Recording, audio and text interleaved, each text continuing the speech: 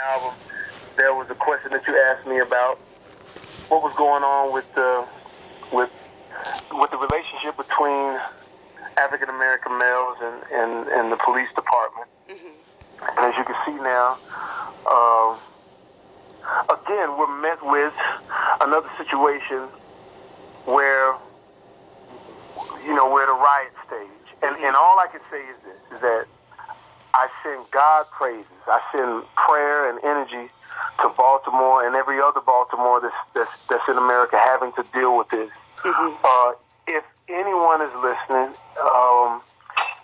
we just got to remain as calm as we possibly can to try to work this whole thing out.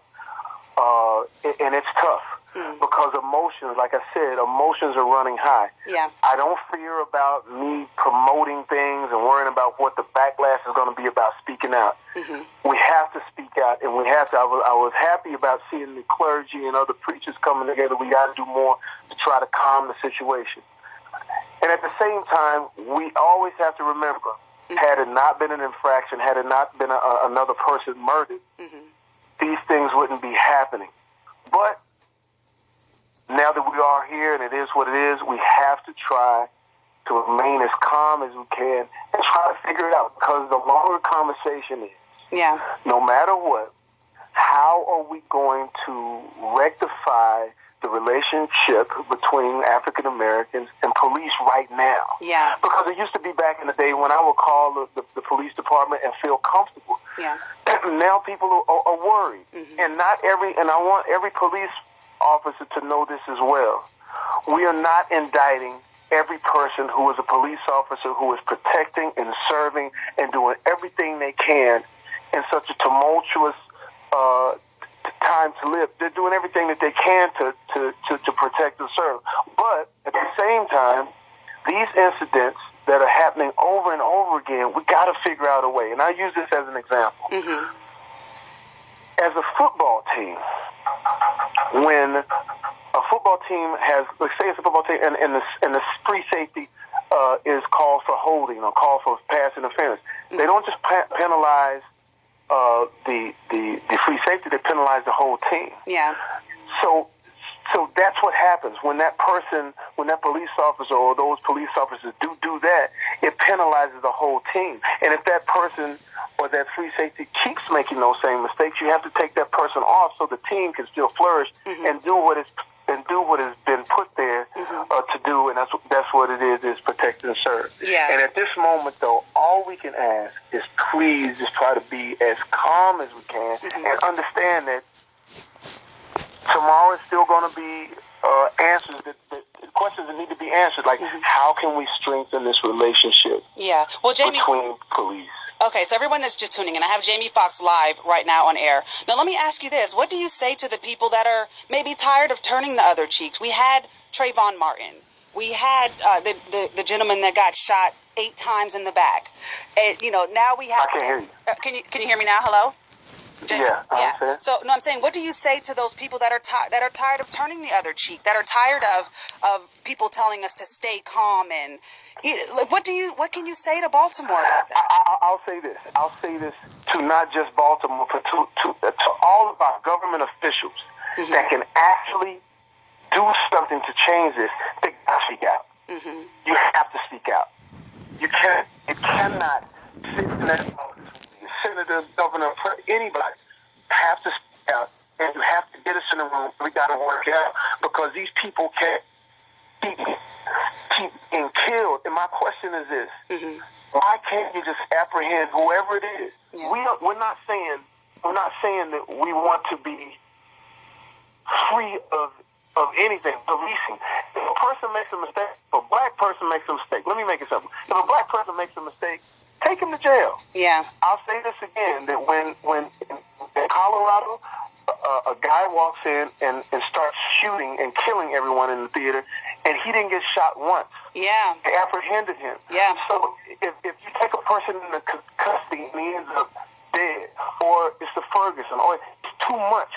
And I think what it is, and I don't want to incite anymore, because I don't want to have this conversation right now. Yeah. You understand what I'm saying? Yeah, I understand. At the end of the day, what we all need to do now take a step back, and as best we can, deal with an emotion that we've been dealing with for a long time, but we got to do it, and we got to stay calm. If you look at what Martin Luther King did, it was several times when Martin Luther King could have threw his stack. Several times when Martin Luther King could have said, I'm going to go get whatever I need to do violence back to them, but he didn't do it. Yeah. And I know that is the toughest and the hardest thing in the world for us now. But at this moment, there's no need to incite anymore. What we need to do is bring the calm back, bring the peace back, and then myself and I would challenge everybody else in Hollywood that's black and white and say, hey, let's help define the situation so this doesn't happen anymore. Yeah. Because I don't think we can take any more of this. Because it's driving a spike down the middle of everything in this country, and it shouldn't be this way. Not in 2015. Yeah. It should not be this way. You should be able to, if I'm in trouble, put the cuffs on me and take me to jail. Yeah. Yeah. But there should not be murders. And there's no more inciting. Let everybody in Baltimore, you God praise. Tell me, I come from Texas, from the church. Listen, don't let all of the Hollywood stuff fool you. I know what it is to pray and be sincere about it. It was tears in my eyes watching it, to see these folks have, and then people Jamie, down and things like that. And so we just have to do the best we can to remain calm. But then let's be aggressive on staying peaceful. But we got to get answers. Yeah. Because it's happening too much, and I'm surprised that it's not more of an outcry. Right now we're servicing everybody when it comes to making sure they have rights. Yeah. Right. Right. And I think that's fantastic. Everybody is getting a chance to have their rights and be treated nicely. But why is it that young black men are being killed and we don't have a huge outcry from everybody? Yeah. That's all I'm asking. I'm going to go ask everybody, no matter what color you are, white, black, Hispanic. Well, I said, hey, man, let's all get together so we can make this, so we can not see these images anymore. This is ridiculous. Yeah. And so that's how I'll leave it. Listen, my heart aches, and literally, I'm not just speaking for myself. I mean, everybody I'm talking to, man, we can't. It's hard to take. Yeah. But we got to remain calm. Now let me ask you this, and again, for those of you that are just joining, Magic 95.9 as well as all of my 92Q listeners, I got Jamie Foxx live on air right now. May 1st, this Friday, is when they're saying they're finally going to release some information. Now, my question to you, Jamie, if it goes in the direction that people think it may, meaning that these police officers could potentially get off, do you think that more rioting will happen? Jamie, you there? Did I lose him? I think I might have lost him. Jamie? Okay, so I think I may have lost him, guys. I'm going to try to get him back for you, but that was Jamie Foxx live just now. I'm going to try to get him back for you guys. Let's go to Jamie, you there? Okay, so I'm going to try to get him back live. But like he was saying, you know, he and a lot of people in Hollywood just want the entire city of Baltimore to just try to find some calm. Let's do this. Let me go to the phone lines. Let's see. 92Q, hello? Down here. Hey, okay. Sounds like we got disconnected. Okay, so what I was asking was, saying, again, I got Jamie Foxx live on the air right now. Friday, May 1st, that's when we're supposed to finally get some type of, some facts and questions answered about this entire situation. Now, track record has shown that in the past, police officers do get off. So if it goes completely left and these police officers do get off, because remember, we have that 40 minutes of where they were in the van with Freddie Gray. I think I lost them again. Okay, so let's go to a caller. 92Q, hello. Hello. There? Yeah, I'm here. What you got, a T-Mobile? Hilarious. No, what I was saying really quick before I lose you again, Friday's when we're supposed to finally get some facts about the case. So if it goes completely left and these police officers do get off, do you think that the riots will continue? Whatever it is, we can't riot. Whatever it is, we got to figure a better way. Because if you look at it now, whenever we riot or whatever we do, we end up in a worse situation. We got to remain calm no matter what, and we can't allow we can't allow that, because and here's what people don't understand too, is that when people do riot, there's so many other things that are going on, so many layers. There are people who don't have anything. There are people who are taking stuff because they don't have stuff. People who are looking at this for all different types of reasons to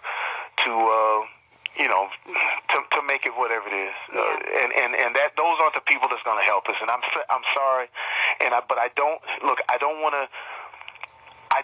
to degrade anybody, but at the same time, it's just not going to help. We have to maintain calm, and we have to be aggressive. Everyone should be alarmed about this situation. Whether you're black, whether you're white, whether you're Hispanic, this is an American problem. And I've always said this, that one day, this situation with a police officer who's not following the rules will end up doing something to someone who's not black, and then we'll go like, wow, why didn't we see this? And that's what we need to do. We need to just say, hey, not every police officer is a bad person. That's what we have to maintain. That they're not, but there are some police officers who are taking the law into their own hands and making it bad for all of us, because we have to have these conversations.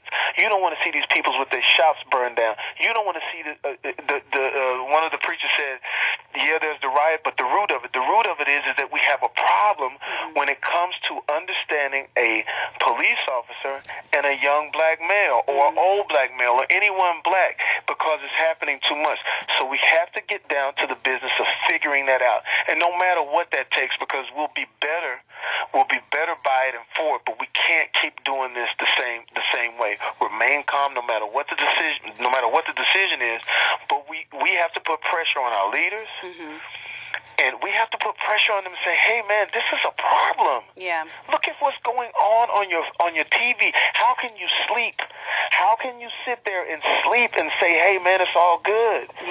And we can't. We can't do that, man, because a lot of these people, man, like my friend who has sons who want to go to college, man, they're afraid, and it's getting worse because we don't know how to handle it. As grown folks in the media, we don't know how to handle it. We don't know how to have a conversation without putting anything on it.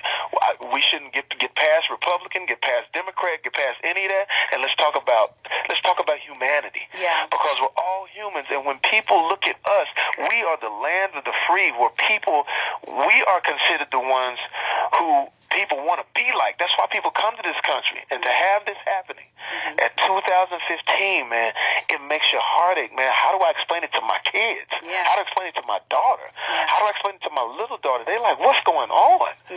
And for me to try to explain it, they just don't understand it. And I said, babe, I'm ashamed. I'm ashamed that we can't conduct ourselves in a manner of humanity. And then people will say, well, what about the black on black crime? That too is wrong. And there are people out there addressing that every day too. So everybody's trying to figure it out. But listen, no matter what, Baltimore, all I can say is that seeing those images move me.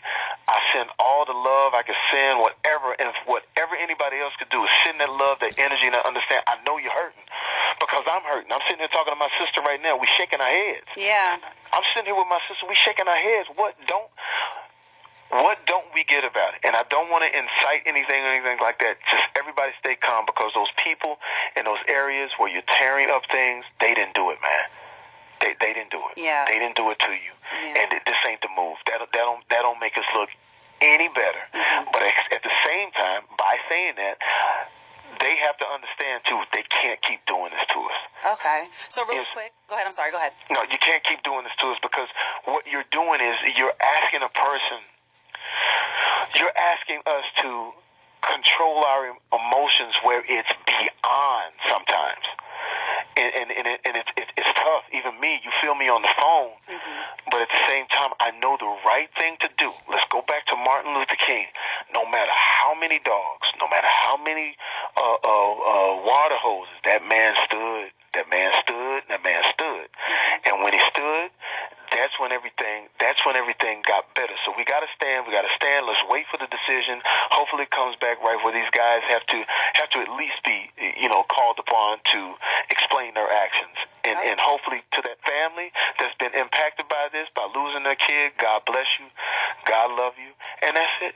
Okay. Well, let me really quick. I have one question from DJ Dirty Rice. Sure. He just wants to know: do you think that Hollywood is actually going to stand up and actually come out to say something this time? Well, you know what? Don't worry about Hollywood. I'm here. Don't worry about them. Hey, they'll come if they and we'll take cool. you. It's cool. Listen, they Hollywood. Yeah. Don't look to Hollywood for anything. I tell people all the time, man, that's Hollywood. They worried about movies and television and records and all that. That's fine. I ran into a lady, Trayvon Martin's mom, and I said from now on, no matter what, I'm going to speak out on it because it's the right thing to do. Don't worry about that. Let's talk to the people and rally the people that can actually make a difference, which are our government officials. Let's go have another conversation with the Baltimore police department, because we don't want to say that all of the apples are bad with them either, because that's not how you do it either. But what we have to do is we got to open up the dialogue. We got to open up the dialogue and have. This is what I think we're missing. We got to have honest dialogue. Am I afraid of the police? Is the police afraid of me? Now let's go from there, and don't put any spin on it. Let's get in these rooms. Let's get with these families, these clergy. Let's have black preachers, white preachers, all kinds of people come together and really hash it out. But don't count on nothing in Hollywood. You're absolutely right. You are absolutely right. Now, one final thing. I want you to, if you can, speak directly to these young African-American boys and girls that are listening to you, Jamie Foxx, right now, live on air. All I can tell you is this. Like, I know you're hurting, man. I know it feels strange. But what you have to do is, if you even have to Google it, if you don't know the story of Martin Luther King, read about him. Go on your social media and take what he says, implement it. But at the same time, understand that I know that it's tough to swallow, but we have to get past this. And you, on your social media, you have to be just as vigilant as you are in a peaceful way when we talk about some, dumb stuff. Let's be as smart as we can and proactive as we can. I remember my daughter, who's 21 now, she went and marched the last time something happened. And I thought that was so commendable. And it was her, and it was white kids and Hispanic kids. The youth, I apologize to you, because this ain't y'all's fault. Yeah. This is old people, man. This is people over the age of 40, over the age of 50, that's letting this stuff linger. When I talk to my daughter and her friends, they ain't tripping on no race. They ain't tripping on your gender. They ain't tripping on nothing. So I apologize to you. And all I can say is, wherever you go and whatever you do to keep peace, whether you pray and it doesn't, I pray to God. You can pray to whoever you want to. But whatever keeps you calm, remain calm, and we're going to get it together.